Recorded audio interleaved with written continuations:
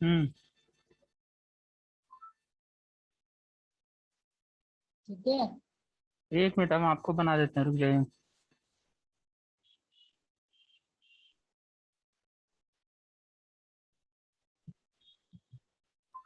अब आप बोलिए, रिकॉर्डिंग हो रहा है।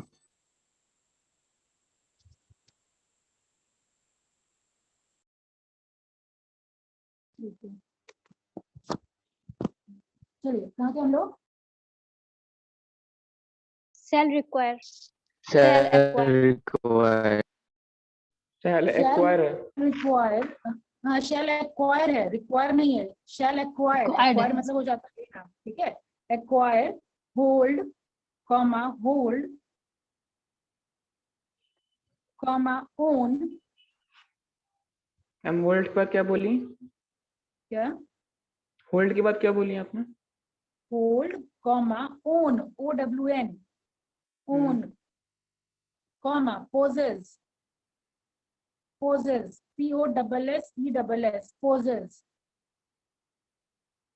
और transfer, or transfer any foreign exchange, any foreign exchange,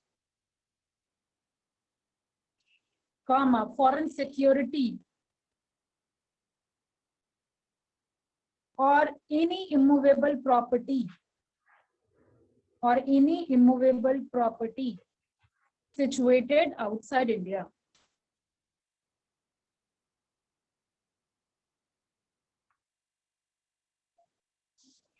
any immovable. Immovable property situated outside India. ठीक है, आप लोगों ने लिखा होल्डिंग ऑफ फॉरेन एक्सचेंज जो सेक्शन 4 में दे रखा है, उसमें ये बताया जा रहा है कि जब जो भी आरबीआई या फेमा एक्ट में जो रिटर्न है, उसके अलावा कोई पर्सन जो रेसिडेंट इन इंडिया है वो ना एक्वायर कर सकता, ना खरीद सकता, ना पोजेस कर सकता, कोई भी किसी भी प्रकार का इमूवेबल प्रॉपर्टी जो सिचुएटेड है आउटसाइड इंडिया। ठीक है, अब नेक्स्ट पॉइंट आप लोग लिखेंगे current account transaction. Next point is current account transaction जो दे रखा है सेक्शन 5 में। आप सब लोग बताइए करंट अकाउंट ट्रांजैक्शन किसको कहते हैं? लास्ट क्लास में बताया था, डेफिनेशन आप लोग लिखे हुए भी है। करंट अकाउंट ट्रांजैक्शन में क्या क्या आता है, पहले कहते किसको है?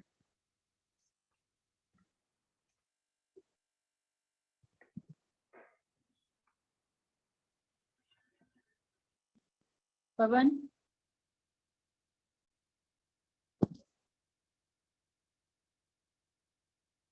नहीं मालूम। मेरी आवाज आ रही है? Ankit, yes ma'am. Current account transaction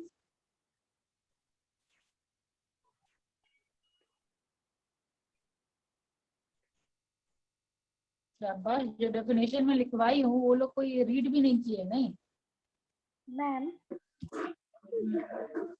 Profit and loss. Ma'am. कौन बोल रहा है?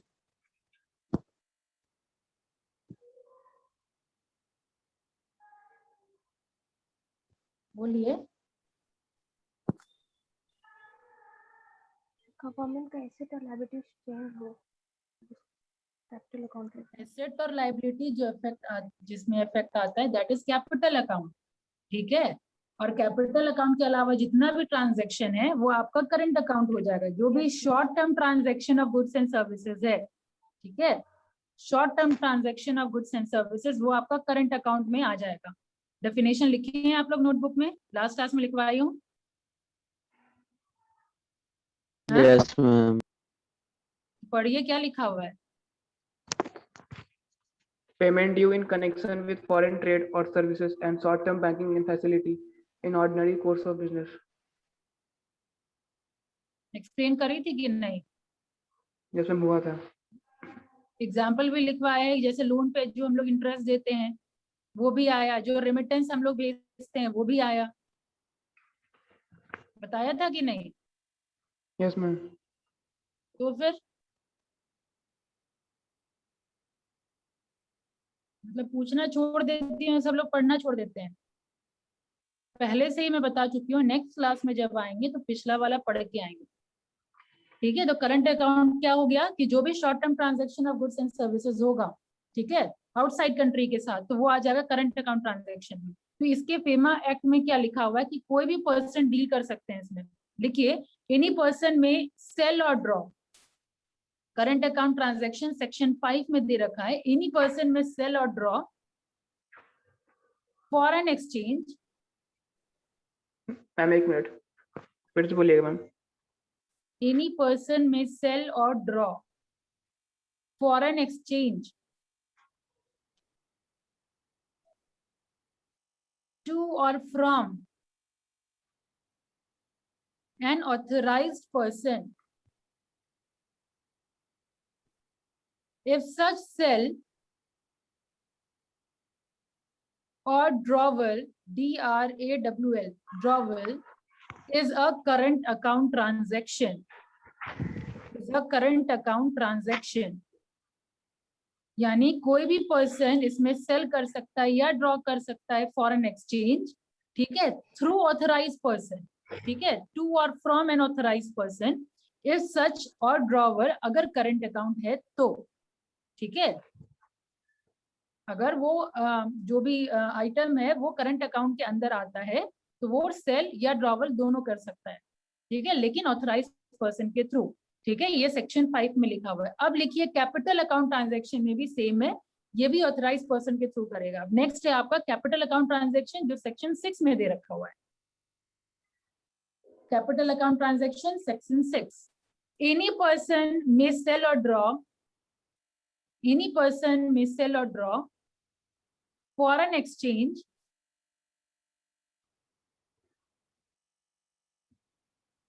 to or from an authorized person, to or from an authorized person for a capital account transaction।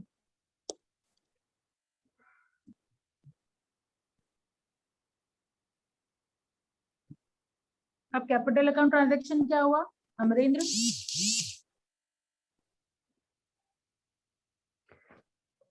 Ma'am Amarendra से पूछा जा रहा है।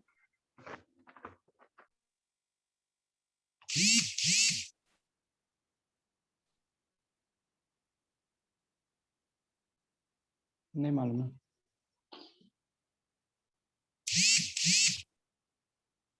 अभी तुरंत डिस्कशन हुआ। करंट अकाउंट को छोड़ करके जितना भी कैपिटल रहेगा वो कैपिटल अकाउंट ट्रांजैक्शन। गजनी क्यों जाते हैं? तुरंत अचानक से याद आता है क्या आपको? हाँ, क्या मैम? तो बात तो सही है कि हाँ, करंट अकाउंट छोड़ करके जितना भी है वो कैपिटल अकाउंट के अंदर आता है। ये मैंने कैपिटल अकाउंट में आपको बताया, कैपिटल अकाउंट छोड़ के जितना है वो करंट अकाउंट में आता है। तो इन शॉर्ट अगर आपको याद रखना है तो आप ये याद रखेंगे, एसेट और लाइबिलिटी जब अल्टर होगा कंट्री का तो वो कैपिटल अकाउंट है, पीएनएल अकाउंट अगर अल्टर होगा तो वो करंट अकाउंट है, ठीक है।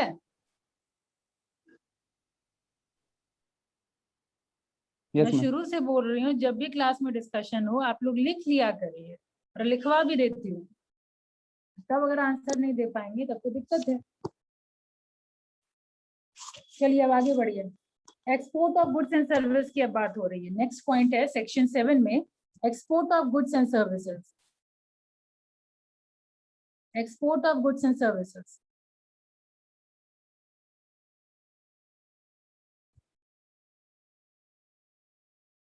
इसमें लिखिए, every exporter shall furnish, every exporter shall furnish to the RBI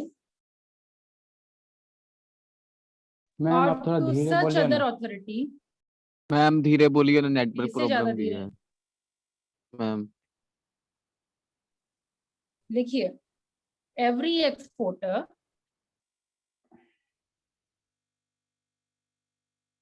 shall furnish to the RBI or to such other authority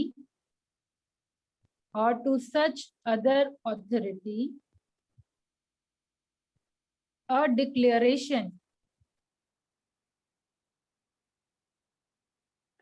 in such manner as may be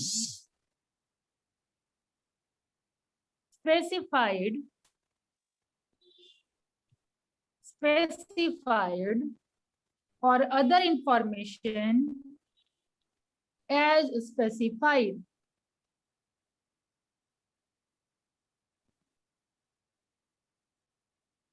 ठीक है, आपने लिखा कि कोई भी जो एक्सपोर्टर है वो आरबीआई को फर्निश करेगा सारा इंफॉर्मेशन, सारा डिक्लेरेशन जैसे पूछा जाए और जो जो इंफॉर्मेशन मांगा जाए एक्सपोर्टर को फर्निश करना होगा, मतलब देना होगा।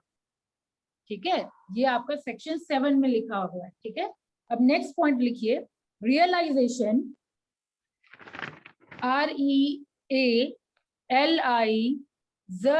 REALIZATION, realization, and repatriation, spelling होगा REPATRIATION, repatriation, realization and repatriation of foreign exchange, ये दे रखा है सेक्शन 8 में। अब ये रियलाइजेशन और रिपैट्रिएशन का मतलब क्या होता है? जब आप फॉरेन करेंसी को अपने लोकल करेंसी में कन्वर्ट करते हैं उसको हम रिपैट्रिएशन कहते हैं। ठीक है, जब हम फॉरेन करेंसी को कन्वर्ट करेंगे अपने लोकल करेंसी में उसको कहते हैं रिपैट्रिएशन। अंकित, आया समझ? मैम फिर से बताइएगा, नहीं समझ में आ रहा है। मैम जब लोकल फॉरेन करेंसी को हम कन्वर्ट करते हैं लोकल करेंसी में। Yes ma'am. तो ये सिंपल सा लाइन समझ में नहीं आया अंकित आपको? आपका ध्यान यहाँ था ही नहीं, किताब कॉपी उठाना शुरू कर दिए थे आप, इसलिए तो मैं आपसे पूछी। तो कैमरा ऑन करवाने का मकसद भी यही होता है, यही देखना कि कौन कितना फॉलो कर रहे हैं। मैम फॉलो तो ना करते बॉडी हैं, लैंग्वेज से आपके मैम फॉलो तो करते हैं, बट एक्सप्रेशन से समझ में आ जाता है। चलिए इसके अंदर लिखिए, वेयर एनी अमाउंट, इसके अंदर लिखिए where any amount of foreign exchange. Ma'am excuse ma'am, ma'am repatriation का मतलब क्या बताएं? किसका रिपैट्रिएशन मतलब अभी आप मैम तो बोले रियलाइजेशन और अभी तुम भी मैम तो ये बताई हो। realization का था। एंड वही है रियलाइजेशन, मैम, मतलब दोनों का? लेना। हाँ, अच्छा ओके मैम। रिलीज करना मतलब लेना, और रिपैट्रिएशन का मतलब होता है कि हम लोग फॉरेन करेंसी को कन्वर्ट कर रहे हैं लोकल करेंसी में। एक्सचेंज करना बोल सकते हैं, क्या? एक्सचेंज करना। हाँ, Foreign एक्सचेंज currency करना ही अपनी करेंसी में। हाँ, कोई भी फॉरेन करेंसी अपनी करेंसी में एक्सचेंज करना, कन्वर्ट करना। देखिए इसके अंदर, where any amount of foreign exchange, where any amount of foreign exchange is due or accrued, ACCRUED, accrued, to any person resident in India,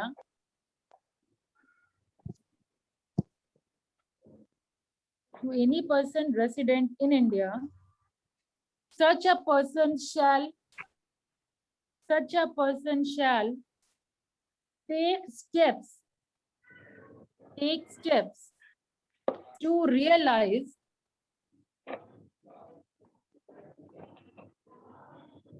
and repatriate to India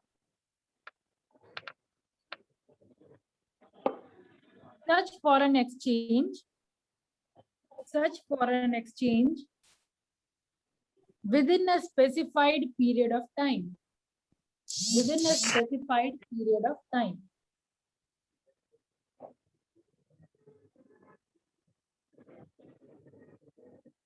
Yeah. Next one is exemption from, section 9 में लिखा हुआ है exemption from realization and repatriation। अभी आप लोगों ने लिखा कि हम लोग कोई भी अमाउंट जो फॉरेन करेंसी में कमाए हैं उसको हम लोग रिलीज कर सकते हैं, ले सकते हैं, ठीक है, कि सर्टेन स्पेसिफाइड पीरियड के अंदर अंदर, ठीक है। लेकिन अब मैं लिखवा रही हूँ एग्जाम्पशन क्या क्या है। इसका सर्टेन एग्जाम्पशन है फ्रॉम रियलाइजेशन एंड रिपैट्रिएशन, जो सेक्शन 9 में दे रखा है, वो अब आप लिखिए। The provision of section 4 and 8, the provision of section 4 and 8 shall not apply to the following, shall not apply to the following. Section 8 तो पता है, अभी तुरंत लिखिए हम लोग। Section 4 में क्या है?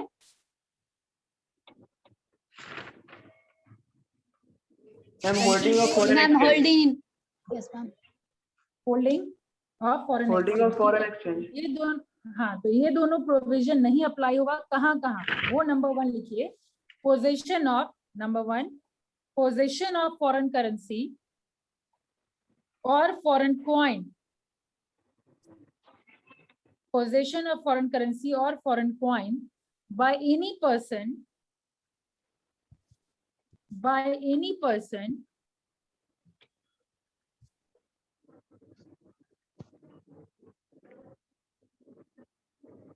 up to such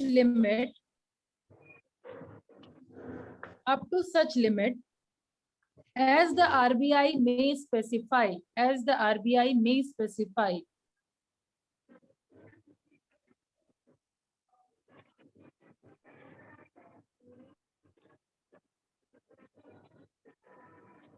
हो गया? Yes, ma'am. नेक्स्ट पॉइंट लिखिए। Foreign currency account held, foreign currency account held और operated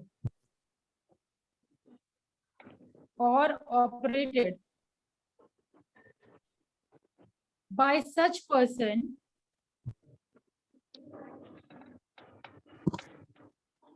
or class of person by such person or class of person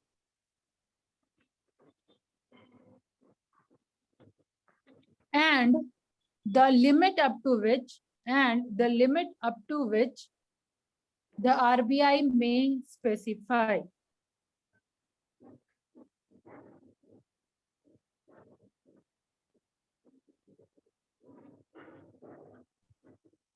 next point होगा foreign exchange. Next point, foreign exchange acquired or received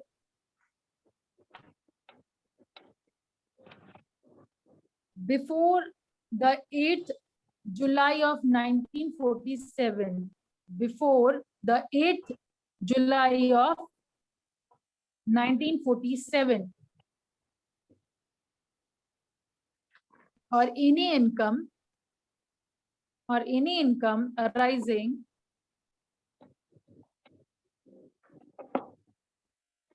or accruing, ACCRUING, thereon, which is held outside India by any person in pursuance of a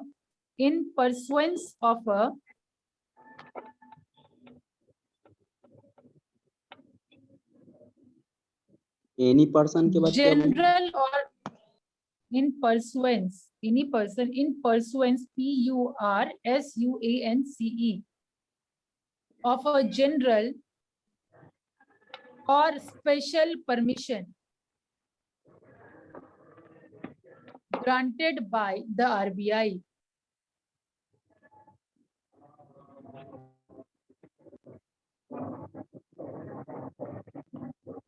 Okay, 8 जुलाई 1947 से पहले जो भी income आपने कमाया है, जो भी जनरल परमिशन या जनरल या स्पेसिफिक जो परमिशन है आरबीआई के द्वारा, वो आप ले सकते हैं, ठीक है। नेक्स्ट आप लिखिए foreign exchange held by a person, foreign exchange held by a person, mute रखिए कृष्णा,